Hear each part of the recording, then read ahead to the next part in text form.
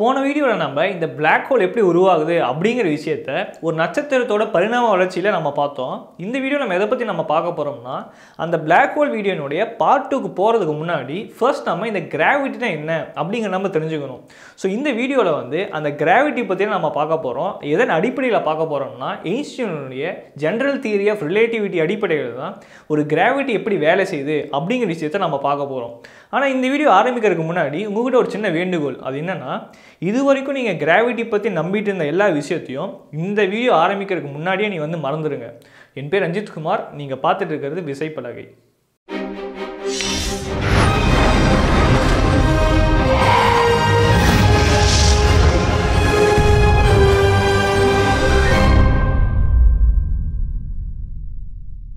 சரி, இந்த வீடியோ நான் எதை சொல்லி ஆரம்பிக்க போகிறேன்னா, கிராவிட்டி அப்படிங்கிறது ஒரு ஃபோர்ஸே கிடையாது.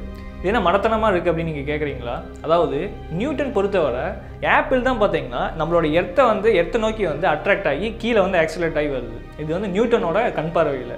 இதுவே ஐன்ஸ்டீன் என்ன சொல்கிறார் அப்படின்னு பார்த்தீங்கன்னா, ஆப்பிள்ங்கிறது ஒரு ஸ்டேஷனரியாக ஒரு இடத்துல தான் நிற்குது, எர்த்து தான் அதை நோக்கி அட்ராக்ட் ஆகி ஆக்சிலரேட் ஆகி போகுது அப்படிங்கிற விஷயத்தை ஐன்ஸ்டீன் நினைக்கிறாரு. இந்த விஷயத்தை கேட்டால் உங்களுக்கு ஒரு பைத்தியகாரத்தனமாக தான் இருக்கும். ஆனால் ஒருவேளை நீங்கள் ஒரு காரில் நீங்கள் உட்காந்துருக்கீங்க. ஸோ அந்த கார் நடுவில் ஒரு கயிற்றை கட்டி ஒரு பாலையும் கட்டி விட்டுறீங்க. ஸோ அப்படி கட்டி விட்டதுக்கப்புறம் அந்த காரை நீங்கள் ஆக்சலரேஷன் கொடுத்து எடுக்கும்போது அந்த பால் பின்னாடி நோக்கி ட்ராவல் ஆகும். ஸோ இந்த ஆப்போசிட் டைரெக்ஷனில் ஏற்படுற இந்த ஃபோர்ஸுக்கு பேர் என்ன அப்படின்னு நீங்கள் பார்க்கும்போது, இந்த ஃபோர்ஸ் தான் நம்ம ஃபேக் கிராவிட்டி அப்படின்னு நம்ம சொல்லுவோம். அதாவது ஒரு பொய்யான கிராவிட்டி உருவாக்குற மாதிரி ஒரு சூழ்நிலை ஏற்படுத்துது. அதாவது நம்ம ஒரு காரில் நம்ம மூவ் பண்ணோம்னா நம்மளுக்கு ஒரு பின்னாடி ஃபோர்ஸ் இருக்கும் பார்த்தீங்களா? ஸோ இந்த விஷயத்தை தான் நம்ம ஃபேக் கிராவிட்டி அப்படின்னு நம்ம சொல்லுவோம். இன்னொரு உதாரணமாக பார்க்க போனால், ஒரு ஸ்பேஸ் ராக்கெட்டை நீங்கள் எடுத்துக்கோங்க. இந்த ஸ்பேஸ் ராக்கெட்டில் நீங்கள் 9.8 மீட்டர்/செகண்ட் அந்த ஆக்சலரேஷன் இந்த ஸ்பேஸ் ராக்கெட்டை மேல் நோக்கி செலுத்தும் போது, அந்த ஸ்பேஸ் ராக்கெட்டுக்குள்ளே நீங்கள் இருந்தீங்கன்னா, நீங்கள் பூமியில் இருக்கும்போது என்ன மாதிரி நீங்கள் கிராவிட்டி ஃபீல் பண்ணுவீங்களோ அதே மாதிரி இந்த கிராவிட்டி தான் அந்த ஸ்பேஸ் ராக்கெட்லேயும் உங்களுக்கு அந்த ஆக்சலரேஷன் இருக்கும்போது உங்களுக்கு கிடைக்கும். ஸோ இதுலேருந்து என்ன தெரியுது அப்படின்னு நீங்கள் பார்க்கும்போது, ஒரு ஆக்சலரேஷன் ஒரு ஃபேக்கான கிராவிட்டி ஃபோர்ஸ் உண்டாக்குற மாதிரி நம்மளுக்கு தோற்றம் அளிக்குது. ஸோ இப்போ நம்ம இன்னொரு தாட் எக்ஸ்பெரிமெண்ட் நம்ம நினச்சி பார்ப்போம். இப்போ உதாரணத்துக்கு நீங்கள் ஒரு ஸ்பேஸில் இருக்கீங்க. அந்த ஸ்பேஸில் ஒரு பாக்ஸ், ஒரு க்ளோஸ்டு பாக்ஸை நீங்கள் எடுத்துக்கோங்க, இல்லை ஒரு எலிவேட்டர் நீங்கள் எடுத்துக்கோங்க. அந்த எலிவேட்டர் தாண்டி நீங்கள் வெளியே எதுவுமே நீங்கள் பார்க்க முடியாது. அந்த எலிவேட்டருக்குள்ளேயே தான் நீங்கள் இருக்கீங்க. ஸோ அந்த எலிவேட்டருக்குள்ளே நீங்கள் நின்றுட்டுருக்கீங்க. அப்படி நின்றுட்டு இருக்கும்போது நடு ஸ்பேஸில் நீங்கள் எந்த விதமான எர்த்தும் இல்லை, மூன் கிடையாது, எந்த விதமான ஆப்ஜெக்ட்ஸுமே உங்களை சுற்றி இல்லை. அப்போ நீங்கள் எந்த கிராவிட்டியுமே அங்கே இருக்காதா? அப்போ நீங்கள் என்ன நினைப்பீங்க? நம்ம ஸ்பேஸில் மிதந்துட்டுருக்கோம், அந்த மாதிரி ஒரு ஃபீல் தான் இருக்கும், ஏன்னா கிராவிட்டி இல்லாதனால. ஸோ இதே மாதிரி ஒரு ஃபீல் தான் நீங்கள் பூமியிலேருந்து உதாரணத்துக்கு 2 கிலோமீட்டர் மேலே நீங்கள் போயிட்டு அங்கேருந்து அந்த க்ளோஸ்டு பாக்ஸ் அல்லது எலிவேட்டருக்குள்ளே நீங்கள் நின்றுட்டு நீங்கள் கீழே விழும்போதும் நீங்கள் எந்த விதமான கிராவிட்டி நீங்கள் ஃபீல் பண்ண மாட்டீங்க. நீங்கள் ஸ்பேஸில் இருக்கிற மாதிரி தான் உங்களுக்கு தெரியும். நீங்கள் அந்த எலிவேட்டரை விட்டு நீங்கள் கீழே பார்க்கலன்னா, நீங்கள் பூமியில் நீங்கள் கீழே விழுந்துட்டு இருக்கீங்களா, இல்லை உண்மையாலுமே நீங்கள் ஒரு ஸ்பேஸில் தனியாக மிதந்துட்டு இருக்கீங்களா அப்படிங்கிற வித்தியாசத்தை உங்களால் சொல்ல முடியாது. ஸோ இந்த விஷயத்தை தான் பிரையன் கிரீன், ஒரு தியரிட்டிக்கல் ஃபிசிசிஸ்ட் என்ன பண்ணுறாருன்னா, ஒரு எக்ஸ்பெரிமெண்ட் பண்ணுறாரு. அதாவது ஒரு பாட்டிலில் தண்ணீர் நிரப்பி கீழே ஒரு ஓட்டை போட்டுக்கிறாரு.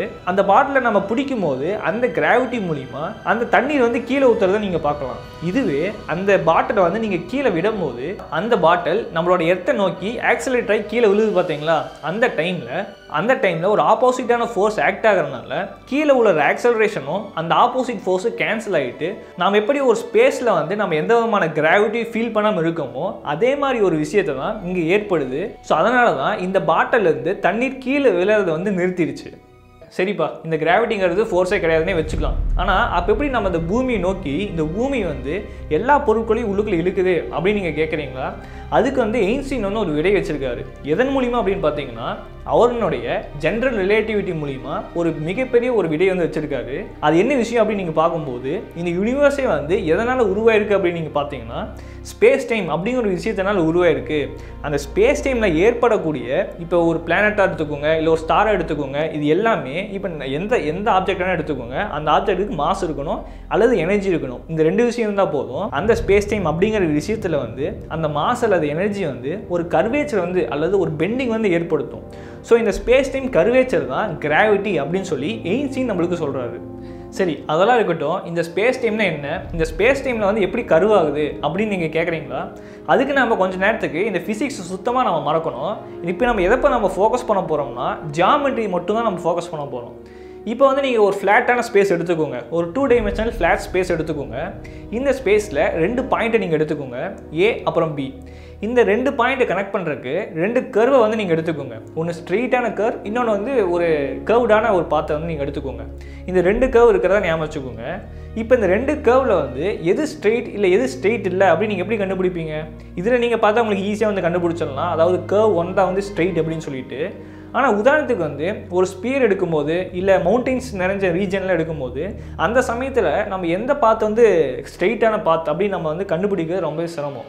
அதுக்கு நம்ம என்ன யூஸ் பண்ணோம் அப்படின்னு பார்த்தீங்கன்னா ஜியாமெட்ரியில், அதாவது இந்த ஏ அப்படிங்கிற பாயிண்டில் வந்து ஒரு வெக்டார் ஏரோ வந்து நீங்கள் கன்சிடர் பண்ணிக்கோங்க. 2 வெக்டார் ஏரோ கன்சிடர் பண்ணிக்கோங்க.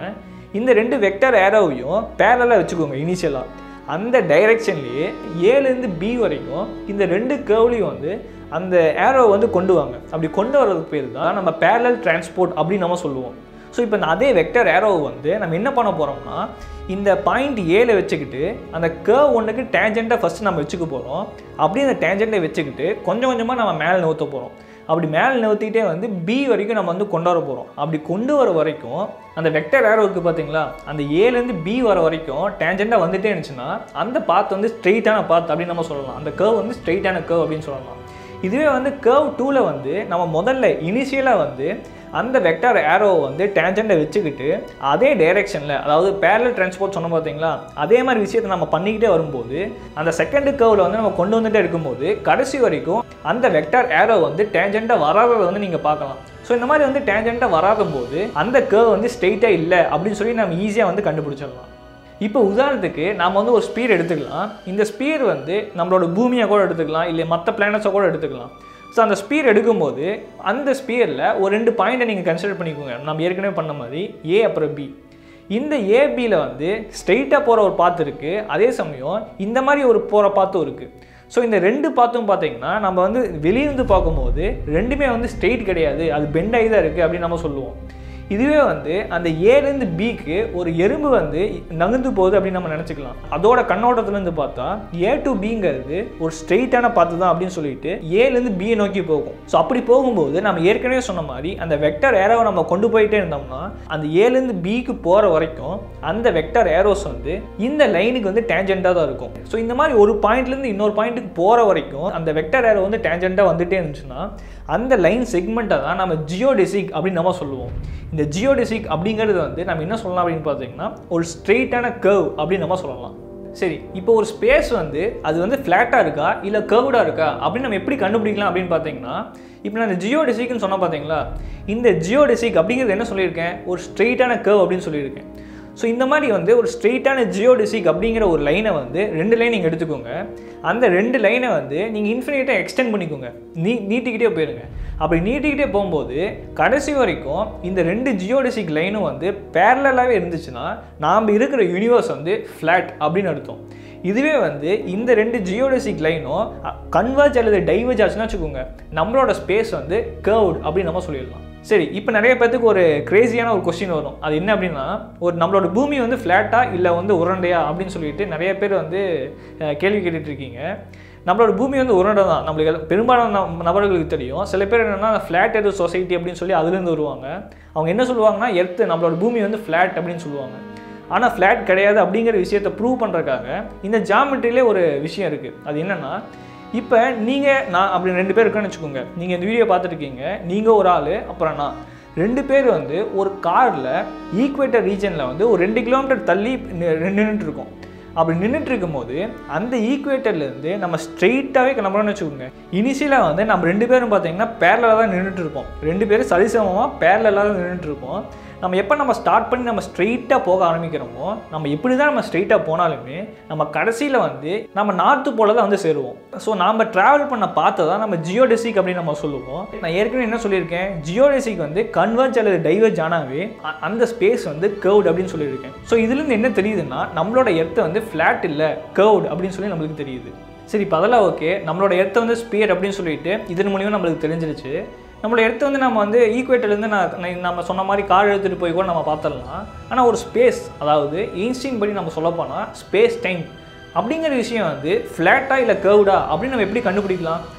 அதுக்கு முன்னாடி நம்ம இந்த ஸ்பேஸ் டைம் என்ன அப்படிங்கிற நம்ம பார்க்கணும் இல்லையா? இந்த ஸ்பேஸ் டைம்ங்கிறது ஒரு சிம்பிளான விஷயம் தான். அதாவது நம்ம என்ன அப்படின்னு பார்க்கும்போது, அதாவது ஃபார்வர்ட் பேக்வர்ட் இந்த மாதிரி இருக்கிறது ஒரு ஆக்சிஸை வச்சுக்கோங்க, அப் அண்ட் டவுன் வந்து ஒரு ஆக்சிஸை வச்சுக்கோங்க, லெஃப்ட் அண்ட் ரைட் வந்து ஒரு ஆக்சிஸை வச்சுக்கோங்க. ஸோ அப்போ 3 டைமென்ஷன் ஆயிடுச்சா? இந்த 3 டைமென்ஷனை தான் ஒரு பொருள் வந்து எந்த இடத்துல இருக்குது, எவ்வளோ வெலாசிட்டியில் போகுது அப்படிங்கிற விஷயத்தை வந்து குறிக்கக்கூடிய ஒரு ஆக்சிஸ். இதுவே வந்து அந்த பொருள் வந்து எந்த டைமில் வந்து போயிருக்கு அப்படிங்கிற விஷயத்தை குறிக்கிறது வந்து டைம் தனியாக ஆக்சிஸ் வச்சுக்கோங்க. ஸோ இந்த டைமும் ஸ்பேஸும் ஒன்றா சேர்க்கறது தான் இந்த ஸ்பேஸ் டைம் அப்படின்னு சொல்லக்கூடிய இந்த ஐன்ஸ்டீனுடைய ஜெனரல் ரிலேட்டிவிட்டியில் வரக்கூடிய ஒரு விஷயம். ஸோ இந்த ஸ்பேஸ் டைம் தான் இந்த பிரபஞ்சமே வந்து உருவானதுக்கு ஒரு அடிப்படையான விஷயம் அப்படின்னு சொல்லி ஐன்ஸ்டீன் சொல்கிறாரு. ஸோ இந்த ஸ்பேஸ் டைமில் வந்து அது வந்து வளைஞ்சிருக்கா இல்லை ஸ்ட்ரெயிட்டாக தான் ஃப்ளாட்டாக தான் இருக்கா அப்படின்னு நம்ம எப்படி கண்டுபிடிக்கலாம் அப்படிங்கிறத இப்போ நம்ம பார்க்கலாம். நீங்கள் இன்டர்நெட்டில் இந்த ஜென்ரல் ரிலேட்டிவிட்டி பற்றி நீங்கள் சர்ச் பண்ணியிருந்தீங்களாலும் சரி, இல்லை ஸ்பேஸ் டைம் பற்றி நீங்கள் சர்ச் பண்ணியிருந்தீங்கனாலும் உங்களுக்கு இந்த மாதிரி நிறைய இமேஜஸ் வந்து கிடச்சிருக்கும். ஸோ இந்த இமேஜஸ் எல்லாமே பார்த்தீங்கன்னா அந்த டைம் அப்படிங்கிற ஆக்சிஸ் இல்லாமல் ஒரு ஸ்பேஸ் எப்படி கர்வ் ஆகுது அப்படிங்கிற விஷயத்தை மட்டும் தான் ரெப்ரசென்ட் பண்ணியிருப்பாங்க. இதுவே நீங்கள் இந்த 4 டைமென்ஷனல் ஸ்பேஸ் டைம் அப்படிங்கிற விஷயத்தை நீங்கள் விஷுவலைஸும் பண்ண முடியாது, யாருனாலையும் வரையவும் முடியாது. ஸோ அப்படி நீங்கள் உண்மையாலுமே விஷுவலைஸ் பண்ணோம், இமேஜின் பண்ணோம் அப்படின்னு நினச்சிங்கன்னா இந்த மாதிரி தான் இருக்கும். ஸோ நம்மளோட சிம்பிளிசிட்டியை அப்புறம் புரிஞ்சுக்கிறதுக்காக நம்மளோட அந்த ஸ்பேஸ் டைம் கர்வேச்சர் வந்து நம்ம பொதுவாக நம்ம இப்படி தான் நம்ம வந்து விஷுவலைஸ் பண்ணுவோம். சரி, இப்போ தான் இந்த வீடியோவோட இன்ட்ரெஸ்டிங்கான பகுதியே வரப்போகுது. அது என்னென்னா, அதாவது இந்த ஸ்பேஸ் டைம் அப்படிங்கிற விஷயம் வந்து கர்வ்டா இல்லையா அப்படிங்கிறது எப்படி கண்டுபிடிக்கலாம் அப்படின்னு பார்க்கும்போது, நான் ஏற்கனவே சொன்ன மாதிரி ஒரு பூமியில் வந்து நீங்களும் நானும் ஒரு 2 கிலோமீட்டர் தள்ளி ஒரு ஈக்குவேட்டர்லேருந்து நம்ம கிளம்புனோம்னா, நம்ம ஸ்ட்ரெயிட்டாக தான் கிளம்புனாலுமே நம்ம நார்த்து போல போய் மீட் ஆகும் அப்படின்னு சொன்ன பார்த்தீங்களா? அதே மாதிரி விஷயத்தை தான் இப்போ டெமான்ஸ்ட்ரேஷனில் நான் காமிக்க போகிறேன். உதாரணத்துக்கு வந்து ஒரு ஸ்பேஸில் ஒரு 2 கிலோமீட்டர் இடைவெளியில் வந்து 3 ஆப்பிள் வச்சுக்கோங்க. இந்த 3 ஆப்பிளும் நீங்கள் அப்படியே விட்டுட்டா என்ன ஆகும்? அதே பொசிஷனில் அப்படியே தான் இருக்கும், எந்த விதமான மாற்றமே இருக்காது. ஏன்னா எந்த விதமான கிராவிட்டியும் இல்லை, எந்த விதமான எக்ஸ்டர்னல் ஃபோர்ஸஸுமே இல்லையா? ஸோ அதனால் அது அப்படியே தான் இருக்கும். இதுவே வந்து அந்த 3 ஆப்பிளை அதே 2 கிலோமீட்டர் இன்டர்வெல்லில் வந்து இந்த 3 ஆப்பிளையும் பூமிக்கு மேலே நீங்கள் வந்து 2 கிலோமீட்டர் மேலே தள்ளி போய் வச்சுட்டிங்கன்னா அது கீழே விழவில்லை, உங்களுக்கு வந்து எல்லாமே ஒன்று சேர்ற மாதிரி தெரியும். ஆனால் அந்த ஆப்பிள் பொறுத்த வரைக்கும் அந்த ஆப்பிள் வந்து ஸ்ட்ரெயிட்டான பாத்தில் தான் போயிட்டுருக்கு அப்படின்னு சொல்லி இந்த ஆப்பிளுக்கு தெரியும். நான் ஏற்கனவே சொன்ன மாதிரி அந்த ஆப்பிள்ங்கிறது என்ன, ஒரு ஸ்ட்ரெயிட்டான பாத்தில் போயிட்டுருக்கா, அந்த ஸ்ட்ரெயிட்டான பாத்தில் போனாவே என்ன அர்த்தம்? அது ஜியோடெசிக் அப்படிங்கிறது அர்த்தம். ஸோ இந்த ஜியோடெசிக் அப்படிங்கிற பாத்து வந்து கன்வர்ஜ் இல்லை டைவர்ஜான என்ன சொல்லியிருக்கேன், அந்த ஸ்பேஸ் இல்லை அந்த விஷயம் வந்து கர்வ்டான ஒரு பாத்தில் வந்து போயிட்டுருக்கு அப்படிங்கிற விஷயமா நம்ம எடுத்துக்கணும். ஸோ அதனால் இந்த ஆப்பிள் வந்து அந்த கிராவிட்டி மூலிமா எல்லாமே பார்த்தீங்கன்னா ஒன்றா வந்து ரேடியலாக இன்வர்டில் வரும். ஸோ இந்த மாதிரி இன்வர்டில் வரப்போ அந்த ஜியோடெசிக் எல்லாமே பார்த்தீங்கன்னா ஒரு இடத்துல வந்து ஒன்று சேரும்.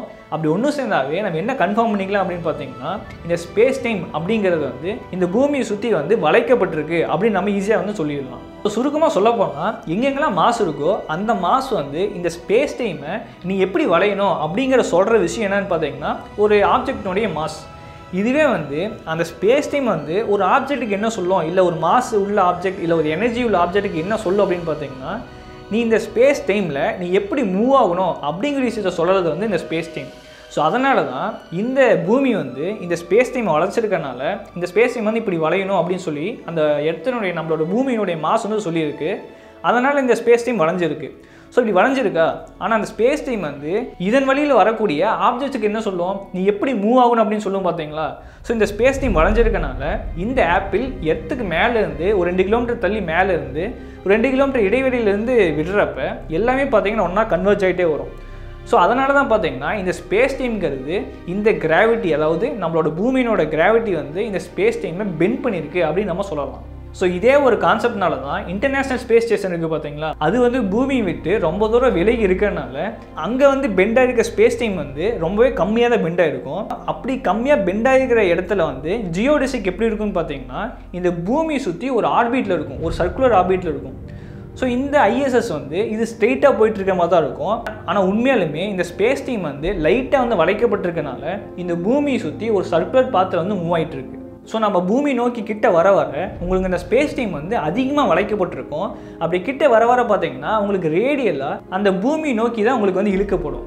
சரி, இப்போ நான் சொன்னதை வச்சு ஒரு மாசுள்ள ஆப்ஜெக்ட் வந்து எப்படி ஒரு ஸ்பேஸை வளைக்குது அப்படிங்கிற மட்டும் தான் தெரிஞ்சிருக்கும். இந்த டைமுக்கு என்னாச்சு அப்படின்னு நீங்கள் கேட்குறீங்களா?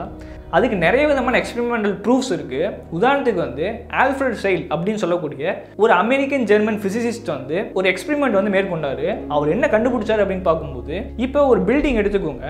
அந்த பில்டிங்கு கீழே இருந்து ஒரு லேசர் லைட்டை வந்து அனுப்புறீங்க.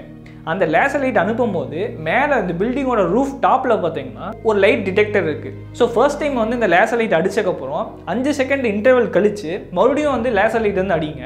அப்போ உங்களுக்கு என்ன தெரியும்? நாம் வந்து இங்கே 5 செகண்ட் இன்டர்வலில் நம்ம லேசர் லைட் அடிச்சிருக்கோம் அப்படின்னு சொல்லிட்டு கிரவுண்ட் ஃப்ளோர்லேருந்து நம்மளுக்கு தெரியும். இதுவே வந்து அந்த ஃப்ளோரில் போய் நீங்கள் பார்த்தீங்கன்னா அங்கே டைம் இன்டர்வல் வந்து இதே 5 செகண்டில் தான் இருந்திருக்கணும். ஆனால் இங்கே என்ன ஆயிருக்கு அப்படின்னு பார்த்தீங்கன்னா 5 செகண்டுக்கும் தாண்டி வந்து ஆயிருக்கு. ஸோ என்ன காரணம் அப்படின்னு பார்த்தீங்கன்னா, இந்த ஸ்பேஸ் டைம் வந்து கேர்வாக இருந்தால் மட்டும்தான் அந்த மேலே அந்த ரூஃபில் வந்து அதிக டைம் இன்டர்வல் வந்து ஓடிருக்கான காரணம் இந்த ஸ்பேஸ் டைம் வந்து கேர்வாக இருந்தனால தான். ஸோ சுருக்கமாக சொல்ல போனால் இந்த கிரவுண்ட் ஃப்ளோரில் வந்து அதிகமான கிராவிட்டி, ஏன்னா எடுத்து பக்கத்தில் இருக்கா, அதனால் அதிகமான கிராவிட்டி இருக்கனால இந்த இடத்துல அந்த ஸ்பேஸ் டைம் அப்படிங்கிற விஷயத்தை வந்து பயங்கரமாக வந்து கேர்வ் பண்ணியிருக்கு, பயங்கரமாக வந்து வளைச்சிருக்கு. அதனால் இங்கே டைம் வந்து கம்மியாக ஓடி இருக்குது. இதுவே வந்து இந்த ரூஃபில் பார்த்தீங்கன்னா இந்த எர்த்தை விட்டு கொஞ்சம் தூரமாக தான் இருக்குது. ஸோ அங்கே வந்து இந்த ஸ்பேஸ் டைம் அப்படிங்கிற விஷயம் வந்து இந்த கிரவுண்டை காட்டிலும் கம்மியாக வளைக்கப்பட்டிருக்கனால கிரவுண்ட் ஃப்ளோரில் ஓடுற டைமை விடவே மேலே வந்து சீக்கிரமாக ஓடி இருக்கு. ஸோ இதே மாதிரி ஒரு காரணத்தினால தான் அந்த ஜிபிஎஸ் சேட்டலைட் வந்து நம்மளோட பூமியை விட்டு விலகி இருக்குதுல்ல. ஸோ அங்கே வந்து டைம் ஃபாஸ்ட்டாக ரன் ஆகும். நம்ம இடத்துக்குள்ளேயே இருக்கிறதுனால கிராவிட்டி இங்கே அதிகமாக இருக்குது. ஸோ ஸ்பேஸ் டைம் வந்து அதிகமாக வளைக்கிறதுனால நமக்கு வந்து டைம் வந்து மெதுவாக ரன் ஆகும். ஸோ இதனால தான் பார்த்தீங்கன்னா நாம் வந்து இந்த ஜென்ரல் தியரி ஆஃப் ரிலேட்டிவிட்டி, இந்த ஐன்ஸ்டீனுடைய ஈக்குவேஷன் வச்சு அந்த ஜிபிஎஸ் சேட்டலைட் உள்ள டைம் கரெக்ஷன் பண்ணி தான் நம்ம இப்போ வந்து கூகுள் மேப்ஸ்லேயே இருக்கட்டும், இல்லை மற்ற எந்த மேப் சர்வீஸெல்லாம் இருக்கட்டும், நம்ம வந்து கரெக்டான ஜிபிஎஸ் லொக்கேஷன் வந்து நம்ம பார்த்து நம்ம நேவிகேட் பண்ணிகிட்டு இருக்கோம். ஸோ இந்த ஜென்ரல் ரிலேட்டிவிட்டி இல்லைன்னா இந்த ஜிபிஎஸ் சேட்டலைட்டே சாத்தியம் கிடையாது. ஸோ இந்த வீடியோவோட நிறைய பகுதி வந்தாச்சு. இந்த நிறைய பகுதி முடிக்கிறதுக்கு முன்னாடி ஃபர்ஸ்ட் நம்ம இந்த ஸ்பேஸ் டைம்ங்கிறது எப்படி எதனால் கர்வ் ஆகுது அப்படின்னு நம்ம தெரிஞ்சுக்கணும் இல்லையா? ஸோ இப்போ உதாரணத்துக்கு வந்து நம்ம இந்த சூரியனை எடுத்துக்கலாமே. இந்த சூரியனுக்கு வந்து நம்ம வந்து ஜென்ரல் ரிலேட்டிவிட்டி அப்படின்னு சொல்லக்கூடிய இந்த ஈக்குவேஷன் வந்து நம்ம அப்ளை பண்ணும்போது அந்த சூரியனை சுற்றி உள்ள இந்த ஸ்பேஸ் டைம் இருக்குது பார்த்தீங்களா, எப்படி பெண்ட் ஆகும் அப்படிங்கிற விஷயத்தை வந்து இந்த ஜியோடெசிக்ஸ் மூலமாக நம்மளுக்கு வந்து பதில் கிடைக்கும். ஸோ இந்த ஜியோடெசிக்கு வந்து நம்ம வந்து சோலார் சிஸ்டத்தில் அப்ளை பண்ணி பார்த்தா, ஸோ இந்த சூரியனை சுற்றி இந்த பிளானட்ஸ் மூவ் ஆகுது பார்த்தீங்களா, இதனுடைய ஆர்பிட்ஸ் வந்து இந்த ஜென்ரல் ரிலேட்டிவிட்டியை நம்மளுக்கு தந்துடும். ஸோ சுருக்கமாக சொல்ல போனால் கிராவிட்டி அப்படிங்கிறது ஒரு ஃபோர்ஸ் கிடையாது, ஒரு மாஸ் அல்லது எனர்ஜியை வந்து இந்த ஸ்பேஸ் டைமில் ஏற்படுத்தக்கூடிய ஒரு பெண்டிங் அல்லது கர்வேச்சர் அப்படின்னு நம்ம சொல்லலாம். ஸோ அதனால தான் வந்து இன்டர்ஸ்டெல்லார் படத்தில் கூட அதிக கிராவிட்டி இருக்கிறப்ப அங்கே வந்து அரை மணி நேரம் அப்படிங்கும்போது நம்மளோட பூமியில் பார்த்தீங்கன்னா உங்களுக்கு வந்து பல வருடங்கள் ஆயிரும்.